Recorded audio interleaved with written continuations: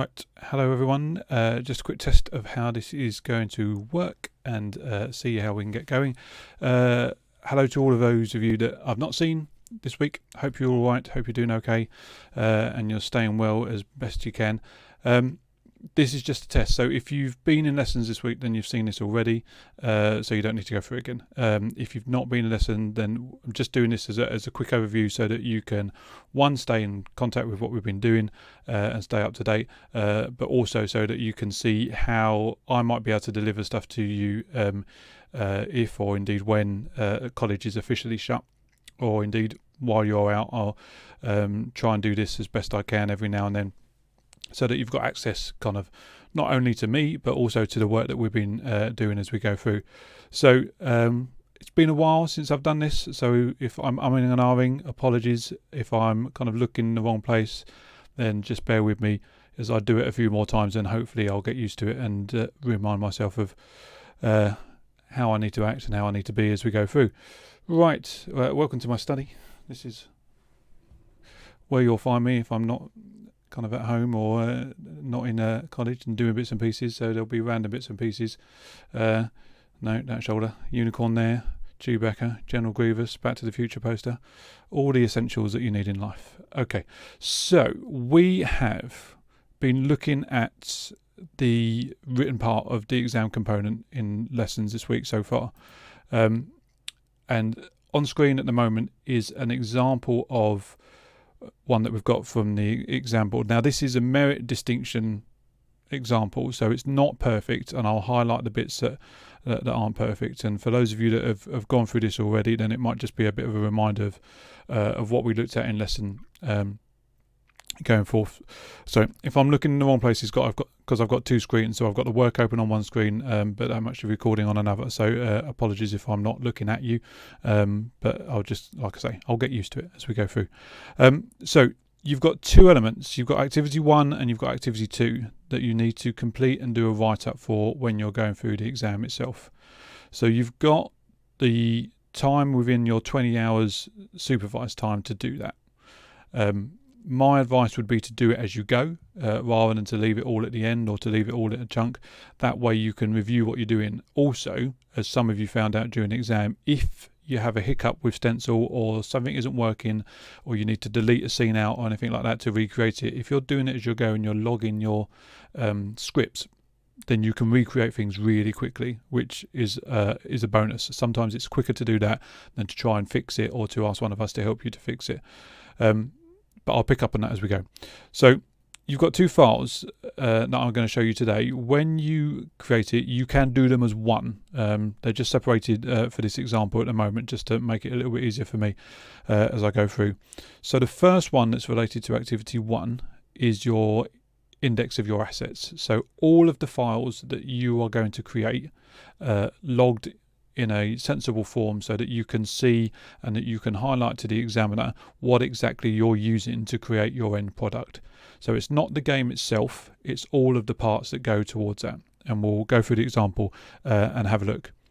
One thing to highlight is making things as simple and as easy for the examiner to find what you're talking about throughout.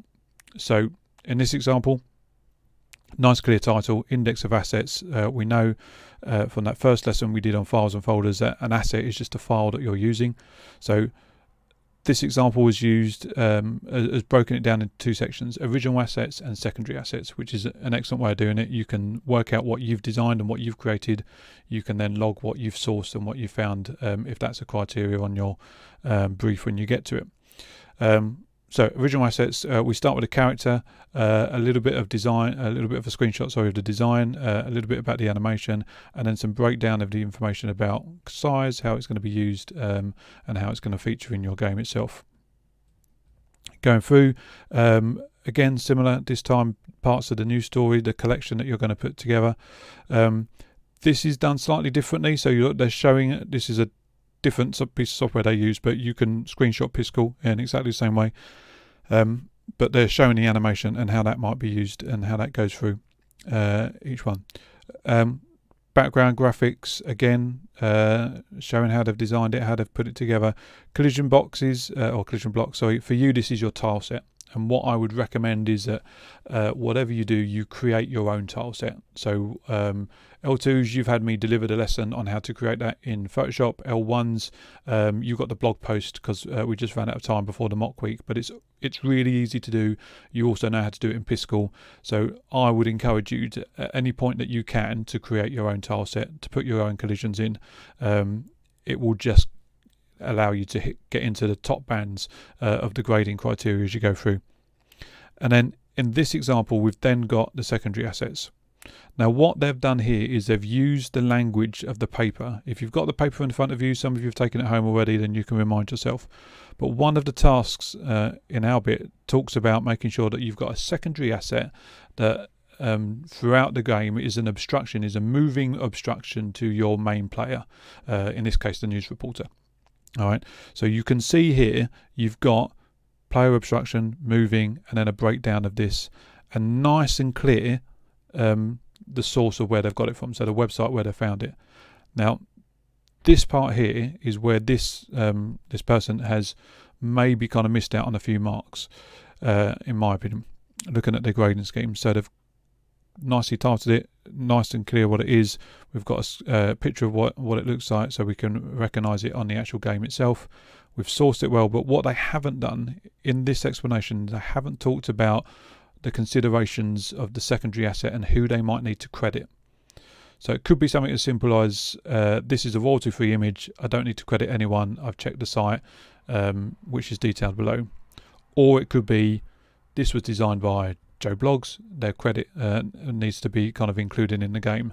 And within the game itself, that might just be as simple as an extra button on the menu screen that just says credits or something along those lines. Click on that and you've got all of the credits of anything, of any secondary source. You'll see that there's a few others on this example.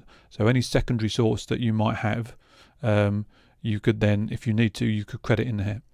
All right, so none of these really have that information in it. They've got the source, but they haven't got what considerations they need to put into place about whether it's royalty free, whether there's copyright limitations, whether it needs to be credited.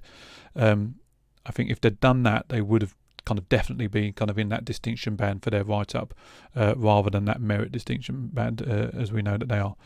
All right. So again, with all of the sources, with the kind of websites or with the locations of the source themselves, make it really, really clear. So most of these have got the hyperlink, so it's blue and it's clear. These ones you can see, for whatever reason, the hyperlink isn't there, so they get lost a little bit. The links will work and they are there and it's fine, but if you can make it as obvious as possible, the same with the headings, the same with the breakdown of how they're laying it out. So whether it's primary assets and then secondary assets and then bits and pieces, make it as clear and as obvious as you possibly can. All right, so that is activity 1, and you can see that it's just a long list of all of the different assets that are used all the way through in different sections, whether it's a collision, whether it's something that might be on the HUD, whether it's a sound, all of that all the way through. You might have things in the index of your assets that you don't end up using. That's fine. In fact, it's great because it means what you can do later, what we'll look at next in activity 2, you can discriminate against the assets that you've used. So I didn't use this because this one was better, but we'll have a look at that in a sec. All right, so that's activity 1. They recommend about 5 pages for that, 5 A4 pages. If you go slightly over or you go slightly under, that's absolutely fine. The only definite is that you must have your portfolio as 15 pages long of A4. It can't be any longer. So you've just got to take that into consideration. All right. So that's activity 1, your index. Activity 2. So this is where you're looking at 3 different areas in particular as you go through this. So you're looking at how you've manipulated and changed and used the design of your assets that you've created, how you've then used those assets to make the game itself, to make the product itself, and then throughout all of that, justifying your choices. So why have you chosen to design it this way? Why is it this color? Why have you used this sound? Why does this mechanic work in that way? So they're the 3 main areas that you need to look at. Okay. And in this example, again, we start off, you can see it's 10 pages, we start off with some nice clear headings. So design of original assets. So we know we're looking at the design element here. We know we're looking at the original assets, and then it breaks it down. So the news story, the collection piece, collision walls, which for you would be tiles, main sprite, and then we start going on into a little bit of the UI, and then kind of into the sound effects, but really clearly stating the different design aspects of their game. Okay, how they've created it, and for you that would be maybe how you've designed something in Piscal, how you've put the animation frames into place. If you've created something in Beatbox for your sound effects, you could have a screenshot of that before you export it out. All of the different assets, how have you created those, how have you brought them together, backgrounds or tile sets done in Photoshop or in Piscal themselves, all the way through. You'll then see with this one, you've got secondary assets and how they've maybe kind of put them into the game engine, if they've tweaked them or if they've manipulated them in any way as going through. Again, in different sections, nice and clear, nice and obvious. So it goes through what they're doing. Heading slightly out of position there, but then looking at the GUI. Again, you can call it GUI, you can call it HUD, you can call it the UI. If you're using language and terms that are subject specific, that's great. If it's an acronym like that, make sure that the first time you use it, you break it down and explain what it is, and then you can use it, the acronym all the way through. So once we've done the design element, we start looking at some of the mechanics and some of the layout of the actual game itself. So here we've got the size of the screens, size of the main screens that they're using, non-playable levels. So your menu screen or your win screen or lose screen, whatever it might be. If you've got a credit screen in there, like we said before about crediting different things, you might have that as a non-playable level. And then what this person has done is within the game itself, so within their game engine, they've started kind of highlighting how they've used clear and precise naming conventions. So not just in their files and folders, but also in the game itself. So it's a slightly different layout to what you're used to, but you can probably kind of break it down how it goes. So they've got objects, walls, and instances. You'll have actors, tiles, scenes, backgrounds, sounds, all of those. And within the game engine itself, you can use your naming conventions. All of that will be good practice. The more you do it, the more you use appropriate naming conventions throughout, whether it's in the game engine or whether it's your files and folders themselves. The more you do it, the more practice you'll get into it, and the more kind of second nature it will become. All of that will highlight to the examiner that you know what you're talking about. You know how to do that element of the procedure of the game creation, and it will tick that box for them nice and clearly. So think about how you can use good and clear naming conventions in the game engine itself, in Stencil itself. All right. So next is looking at each level. So breaking down it level by level, whether it's playable, whether it's non-playable, and do this chronologically. So start with your menu screen, start with your tutorial level if you've got one, or if you've got a credit screen, and then go into level 1, into level 2, so on and so forth. Again, still probably focusing on the design element at this point, but here you can start looking at the mechanics. What I think is one of the kind of areas where this person could have improved on is that they don't really talk about the mechanics much until they get to here and other mechanics.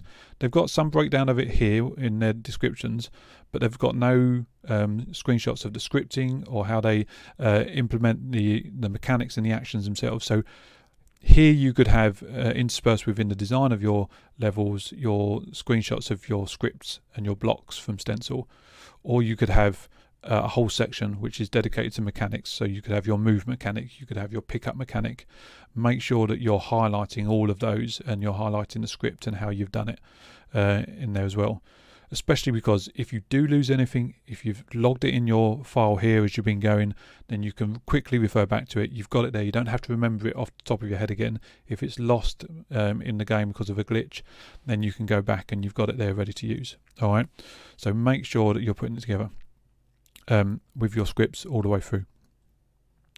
And then they've got a few other little bits which you won't have to worry about, but this would be where you're putting in your script, and they've got kind of paths that they use for their animation. You would have a system where you've got waypoints and a back and forth with how we use stencil. All right, a little bit about manipulation of secondary assets, so stuff that they've sourced from somewhere else that they haven't designed themselves, but they may have tweaked the design of it. They may have looked at the collision box, for instance. They may look at kind of changing the animation slightly so it works better for their game in this instance, or your game if you're looking at it. So you could also include similar. And then lastly, they've got a little breakdown of the fonts that they've used. Again, a little bit different in this game engine. You could have a screenshot in there of the font that you may have downloaded, if you've downloaded it in your prep time used, or the font that you've designed and created yourself, if you've designed it and created it kind of in your creation time, in your actual exam time. All right, so you've got a good example there, and you've got this on your email that I sent out on, what day are we, on Tuesday the 17th. Check that date for an email from me. I would have given you a breakdown of what lessons you've got on that timetable. This attachment is on there, so you can have a look at that and have it ready to go through. Sorry, I should have said that at the start. So if you've got this far and you've not seen it, you've just been following on screen, then you can go back and have a look at some of the write-ups as well. Things to remember.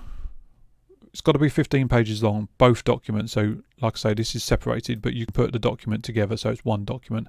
So 15 pages in total of A4, no more. That's the cutoff for the examiner. The guide is that for your index, for all of the files that you're listing, roughly 5 pages. For the breakdown of how you've designed, how you've created things, and your justifications, about 10 pages. So the rest of it. Okay, so 15 in all. The one thing that you've got to remember is to make it as clear and as easy to find everything as possible. The easier it is for the examiner to find it, the easier it is for them to tick off whether you've got that mark, whether you've hit that criteria, and for you to then move on and look at the next band of marks, or the next band that they might be looking at. If they have to hunt around and find it, then it's going to be more difficult for them. So make things plain, make things clear, and explain yourself as you go. Last bit to remember is justifications. Why are you designing things in this way? Why have you got this mechanic working? Why have you got that background in place? Why? Justify your choices. Again, do it as you go so that you don't constantly have to go back and look at it right at the end and rush it. Do it as you go, step by step, when you're creating it. What I said before about including assets. So if you've got assets in your index that you don't eventually use, so for instance, let's have a look. So in this one, there's loads of sounds in here. It's got 3 or 4 sounds for kind of different elements and what have you. It might be that he's sourced those when he's had his research time, but then he's ended up using just one of them. Okay, that's absolutely fine, because what you can do when you're looking at explaining all of the different things that you've done to put things together, you can say, I used this sound over sound number 2 because the first one worked better for my game. It was shorter, for instance. It was crisper, so it was clearer to the end player that they'd collected something or they'd picked something up, whatever the sound is relating to. So justify your choices, and you can justify why you haven't done something as much as why you have done something. Okay, either will work as long as you're going through and you're making it clear why you've made the final decision that you came to. All right. If you haven't done so already, and like I say, if you've had lessons with me this week already, then you've started doing this, if not finished it. What I want you to do is use this example, go back and look at your work and look at your ideas and redo your written work. Add as much detail as you can. Don't worry about it being kind of the right length in terms of number of pages, because you had less time, so you will have less information to write up. That's absolutely fine. We only had about 6-7 hours in our mock. You'll have 20 in the final exam. So think about the write-up, look at the example, go through it, think about remember what I've said in terms of it not being perfect. So the secondary assets and sourcing that, looking at how you might highlight the mechanics and the actual scripting side of things, and including that in the document as well. And think about your justifications. Make sure that you're explaining why you've done things. Okay, go through, practice putting that together with what you've done with looking at your work and your days. If you haven't got a copy of it, then don't worry. Contact me or something, and I might be able to get some of them out to you if we're still in college. If not, just think of the scenario. I will. You've got access to the paper on your revision document anyway, so you can just go back over the scenario and you can think about what you designed and what you did and put together something, so you're practicing the write-up. If you're practicing the writing, even if you haven't got the screenshots, that will still be beneficial. Okay, so go through that, put it together, see what you can come up with. That's about it for this. We'll have another one of these at some point, and as we kind of go further into this whole situation, there might be more of these coming through to you, so that you've got something to reference and go back and work on. Hope that was of help. You can contact me on the emails as ever. Like I say, at the moment, keep checking your emails twice a day, once in the morning, once in the afternoon, so that you're fully up to date with what we're doing, and we will go from there. When I've got more information about the whole situation, I'll share it with you. All right. Stay safe, stay well. I will speak to you again soon. All right. See you later.